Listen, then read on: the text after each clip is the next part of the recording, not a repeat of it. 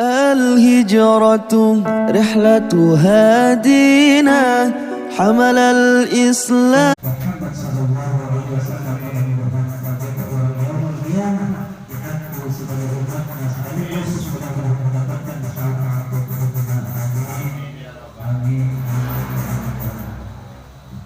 Alhamdulillah pada malam ini orang sedayana diberikan sehat walafiat sehingga pada malam ini orang dengan syariat yang betul menanti hakikat orang bersyukur kepada Allah. Pada malam ini hakikat orang bersyukur khususnya di belajar dan orang selain yang bersyukur mudah-mudahan yang bersyukur kepada diri dapat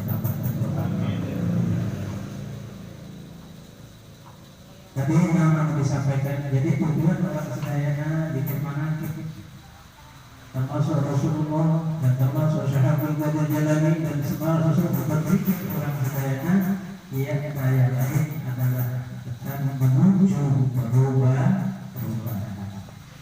Amin ya Rabbal Alamin. Jadi menuju perubahan.